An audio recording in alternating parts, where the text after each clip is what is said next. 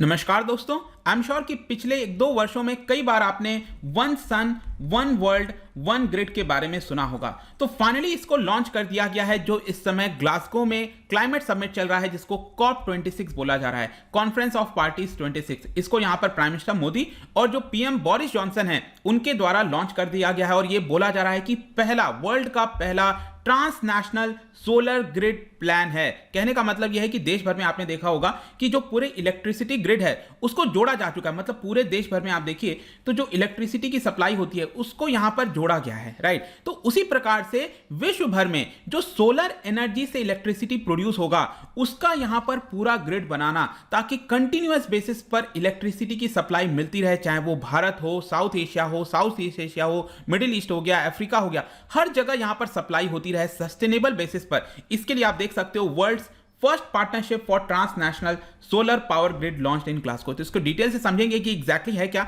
इससे क्या बेनिफिट हो सकता है, काफी कुछ जानने को है। चलिए आगे बढ़ते हैं, लेकिन उसके पहले अगर आप यूपीएससी या फिर किसी भी एग्जाम की तैयारी कर रहे हैं तो इस वर्ष का सबसे बड़ा सेल स्टडी IQ यहां पर ला चुका है, दिवाली सेल। आप इसका ज्यादा से ज्यादा फायदा हमारे ऐप डाउनलोड करके ले सकते हैं या फिर studyIQ.com भी विजिट कर सकते हैं। चलिए देखते हैं एग्जैक्टली यहां पर हो क्या रहा है, हम इसकी चर्चा क्यों कर रहे हैं। सिंपल सी बात है, इस समय प्राइम मिनिस्टर मोदी स्कॉटलैंड गए हुए हैं, ग्लासगो में यहां पर कॉप 26 चल रहा है। तो उसी के साइडलाइन में यहां पर मोदी जी और बोरिस जॉनसन दोनों के द्वारा एक बहुत ही ambitious plan, that is first transnational network of interconnected solar power grid. मैं अभी आपको सब कुछ मैप के माध्यम से दिखाऊंगा कि कैसे कैसे प्लान आउट होगा पूरा, लेकिन इसको बोला जा रहा है one sun one world one grid. इसको यहां पर फाइनली लॉन्च कर दिया गया। इसका मेन एम यही है कि जो कंट्रीज हैं अक्रॉस द वर्ल्ड उनको क्लीन एनर्जी सप्लाई करना फ्रॉम द सन, मतलब जो सूर्य ऊर्जा होती है उसे यहां पर क्लीन एनर्जी लगातार बेसिस पर सप्लाई होते जाए। यहां पर अगर इसके मेन मेंबर्स अगर आप देखोगे तो ऑस्ट्रेलिया, फ्रांस, इंडिया, यूएस और यूके देखने को मिलेंगे। और आपको पता होगा कि कॉप 21 जो हुआ था, पेरिस क्लाइमेट समिट जिसको कहा गया था 2015 में, उसके साइडलाइन पे यहां पर भारत और फ्रांस ने जो इंटरनेशनल सोलर अलायंस है उसको लॉन्च किया था। तो इंटरनेशनल सोलर अलायंस में करीब 99 नेशंस आपको देखने को मिलेंगे और उसमें से 80 मेंबर्स जो हैं उन्होंने इसको बैक किया है। इस पूरे जो प्रोजेक्ट चलाया जा रहा है वन सन वन ग्रिड वाला, इसको यहां पर, जहां तक इंटरनेशनल सोलर अलायंस की बात है, मैंने आपको बता दिया 2015 में लॉन्च किया गया था। और इसका जो हेडक्वार्टर है national institute for solar energy Gurugram, इसको यहां पर लॉन्च किया गया है। आपको गुड़गांव या फिर गुरुग्राम में देखने को मिलेगा। और आगे चलकर क्या हुआ कि क्योंकि ये लॉन्च तो कर दिया गया था 2015 में, लेकिन जो मिनिमम नंबर ऑफ कंट्रीज चाहिए थे उसके रेटिफिकेशन के लिए, मतलब कि वो देश जिन्होंने सिग्नेटरी बने हैं, मतलब कि उसको साइन किया है, लेकिन अल्टीमेटली उनको अपने देश में जाके वहां की पार्लियामेंट में उसको पास कराना पड़ता है। तो फाइनली जाकर 6 दिसंबर 2017 को यहां पर ये इफेक्ट में आ गया था। कहने का मतलब है इंटरनेशनल सोलर अलायंस जो है उसका वजूद में आ गया था और ये पहला फुल फ्लेज ट्रीटी बना था which is based in India. उसका हेडक्वार्टर भारत में आपको देखने को मिलेगा। और इसका मेन एम यही था कि जितने भी ऑब्स्टिकल्स हैं सोलर एनर्जी के हार्नेसिंग में, मतलब सोलर एनर्जी को हार्नेस करने में, उसको वो सारे ऑब्स्टिकल्स को हटाया जाए। और जो सोलर रिच कंट्रीज हैं, जो ट्रॉपिक ऑफ कैंसर और ट्रॉपिक ऑफ कैप्रिकॉर्न के बीच में आते हैं, जहां पर काफी ज्यादा सूर्य की ऊर्जा देखने को मिलती है, उसको हम यहां पर उसका फायदा उठा सकें।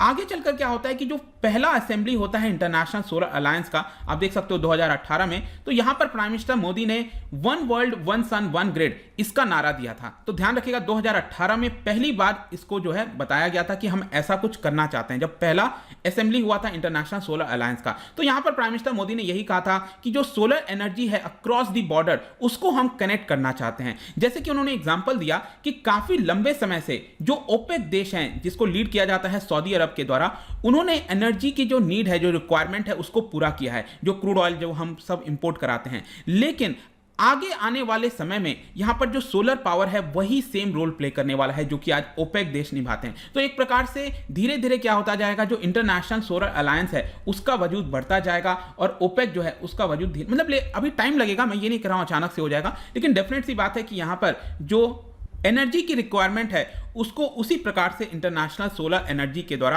अलायंस के द्वारा यहां पर पूरा किया जाएगा। और आप देख सकते हो यहां पर आगे चलकर भारत ने 2020 में यहां पर इनवाइट किया था बिडिंग प्रोसेस, मतलब कि जाहिर सी बात है कि ये जो one sun one world one grid की हम बात कर रहे हैं, इसमें बहुत बड़ा इंफ्रास्ट्रक्चर क्रिएट करना है। तो उसके प्लानिंग कैसे हो, किस तरह से चीजें टर्न आउट हो, इसका डेवलपमेंट लॉन्ग टर्म विजन क्या होगा, इंप्लीमेंटेशन प्लान कैसा होगा, रोड मैप कैसा होगा, इंस्टीट्यूशंस कौन से बनाए जाएंगे, उसके लिए बिडिंग यहां पर मंगवाया गया था। तो यहां पर ऐसा बताया गया कि इसके अंदर 3 फेजेस में काम होगा। ये जो पूरा इनिशिएटिव है इसको 3 फेज में पूरा किया जाएगा। अब कैसे कैसे है देखिए, सबसे पहला फेज होगा middle east, south Asia, south east Asia, MESASEA, इसका इंटरकनेक्शन करना। जैसे कि आप देख सकते हो यहां पर ये साउथ एशिया हो गया, पाकिस्तान, भारत और ये पूरा जो आप बांग्लादेश सारा आप जो देख रहे हो ना, ये साउथ एशिया में इसको कहते हैं। तो यहां पर साउथ एशिया को, एक तो जो साउथ ईस्ट एशिया है इस साइड, ये वाला जो 10 आसियान देश हम जिसको कहते हैं, इसको कनेक्ट करना, और लेफ्ट साइड में यहां पर जो मिडिल ईस्ट कंट्रीज हैं उनको कनेक्ट करना। तो पहले फेज में इनको यहां पर कनेक्ट किया जाएगा। और इसमें यह भी बताया गया कि जो ओमान से ये जो सी केबल है ये भी निकाला जा सकता है। अगर सपोज पाकिस्तान किसी प्रकार का प्रॉब्लम क्रिएट करता है तो यहां पर सी केबल के माध्यम से भी सोलर एनर्जी जो है उसको हम ट्रांसफर कर सकते हैं। आई होप कि आपको समझ में आ रहा होगा कि मतलब भारत में अगर सपोज कोई सोलर एनर्जी है जनरेट हो रहा है और हमारे पास एक्स्ट्रा पड़ा हुआ है तो उसको हम आसानी से मिडिल ईस्ट की तरफ भेज सकें। उसी प्रकार से अगर सपोज साउथ ईस्ट एशिया में एक्स्ट्रा एनर्जी जनरेट है, वहां पर उसका यूज नहीं हो रहा है, तो वो लोग हमें ट्रांसफर कर सकते हैं। तो ये इंटरकनेक्ट करना, इसका एक ग्रिड बनाना, पहले फेज में इसको ऐसा किया जाएगा। दूसरे फेज में देखिए यहां पर बोला जा रहा है कि जो रिसोर्स रिच रीजन्स है, अब रिसोर्स आपको पता है कि अफ्रीका में बहुत सारा रिसोर्सेज हैं, लेकिन वहां पर अभी भी डेवलपमेंट नहीं है, बहुत सारी प्रॉब्लम्स हैं। तो दूसरे फेज में क्या किया जाएगा कि ये वाला पहले फेज को, जो अफ्रीका वाला है कॉन्टिनेंट, इसको यहां पे इसको जोड़ा जाएगा। तो ये सेकंड फेज यहां पर बताया गया। और थर्ड फेज जाहिर सी बात है ग्लोबल इंटरकनेक्शन, मतलब कि इसको पूरे देश भर, विश्व भर में, यहां पर अगर हम बात करें यूरोप से हर जगह इसको फैला देना, ताकि ये पूरे विश्व भर में वन ग्रिड के तौर पर काम कर सकेगा। क्वेश्चन ये आता है कि इसका बेनिफिट क्या है, हम क्यों इसके ऊपर इतना ज्यादा फोकस कर रहे हैं। अब कई लोग क्वेश्चन पूछ सकते हैं कि अगर सऊदी अरब को करना है तो वो अपने देश में यहां पर सोलर जो आपका एनर्जी है वो क्रिएट कर सकता है, ईरान वाले अपना कर सकते हैं, पाकिस्तान अपना। क्वेश्चन आ सकता है, राइट। लेकिन मैं आपको बता दूं कि जो सोलर एनर्जी है उसमें जो सबसे बड़ा चैलेंज होता है, इट इज दैट कि एक सिर्फ दिन के समय आप एनर्जी जनरेट कर सकते हो, इलेक्ट्रिसिटी जनरेट कर सकते हो, राइट। दिन के समय तो कर पाओगे। अब इससे होगा क्या, यहां पर जब हम ग्लोबल इंटरकनेक्टेड की बात कर रहे हैं तो अगर भारत में अगर शाम हो गई है, रात हो गई है, तो विश्व के दूसरे कोने में तो कहीं ना कहीं तो एनर्जी होगा, तो वो एनर्जी हम उसका यूटिलाइज कर सकते हैं। उसी प्रकार से वहां पर जब रात है तो ये लोग हमारा जो एनर्जी है वो यूटिलाइज कर सकते हैं। आई होप कि ये चीज आप समझ पा रहे होगी। तो ये बहुत इंपॉर्टेंट होता है, वेदर के ऊपर भी डिपेंडेंट करता है कि सूरज निकल रहा है कि नहीं निकल रहा है।